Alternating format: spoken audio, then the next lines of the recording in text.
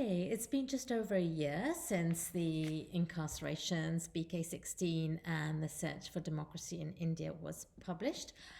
When I was writing the book, we didn't know whether um, it was going to be banned, whether there was going to be a case against myself and the publisher for having put it out. We didn't know what was going to happen. So I've just been absolutely touched and amazed by the extraordinary reception the book has received in India and abroad here and elsewhere.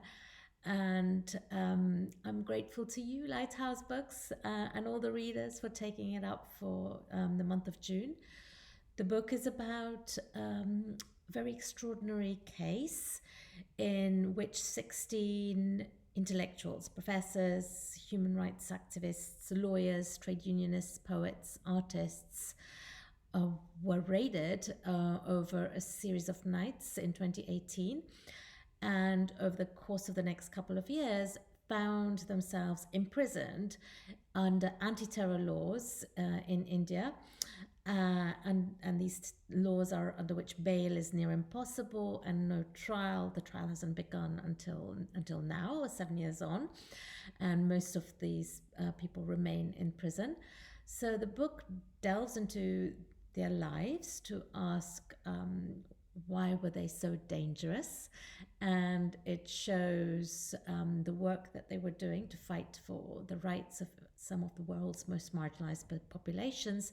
India's three main minorities: it's indigenous people, it's Adivasis, 100 million, it's Dalits, it's untouchable populations, 200 million, and it's Muslims, who have been increasingly made into second-class citizens in India, to another 200 million people. And the book goes actually deep into their lives, but it also goes deep into this case, which I never expected to do. And through this, it shows the collapse of democracy in the world's largest democracy, and moreover, it shows the playbook of authoritarianism, which we can actually see being used not just in India, but in many other parts of the world today. And basically, they were framed.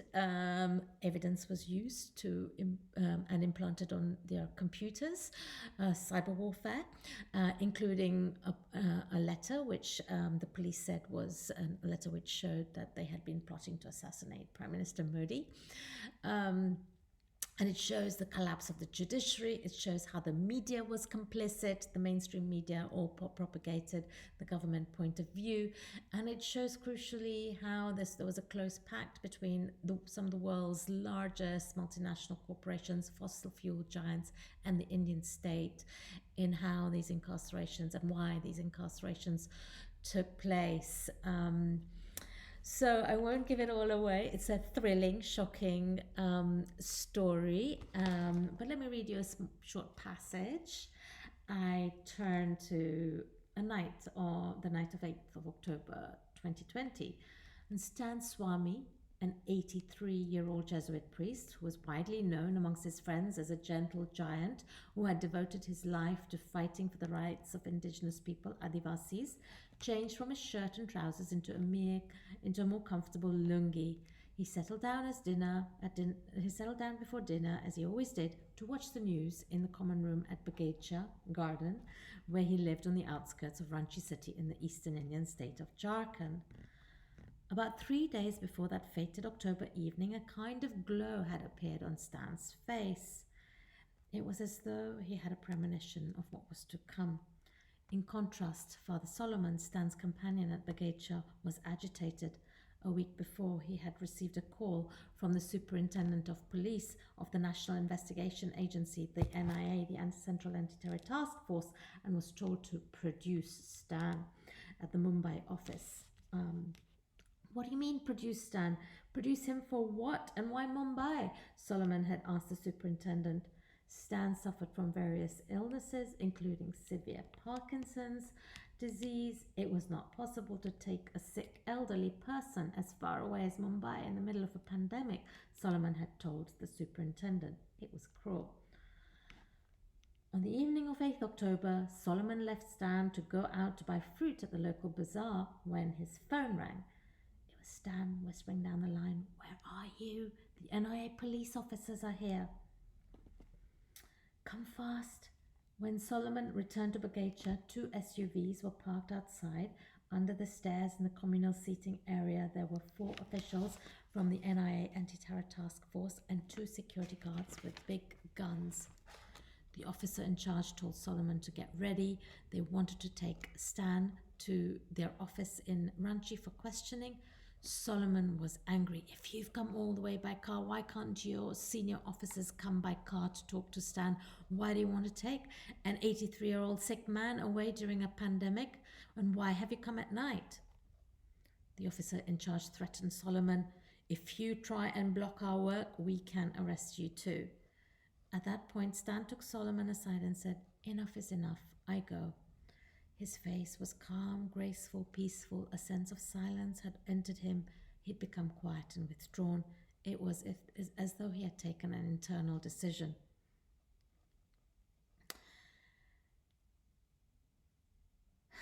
The police took Stan to the campus of the Anti-Terror Task Force in Ranchi. And then, frail and disoriented with the pandemic raging outside, and after a tiring flight from Ranchi, Stan could barely stand, said Susan Abraham, a lawyer who met him at the Mumbai court as she was a part of the defense team.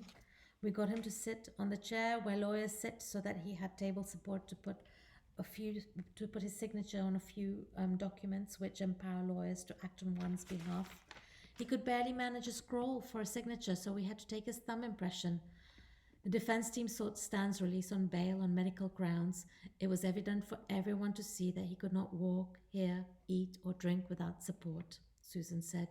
His medical papers were presented to the NIA judge, but even for an ailing, aged, infirm man, they didn't consider bail. Stan asked for permission to speak to the judge, and he was allowed into the witness box.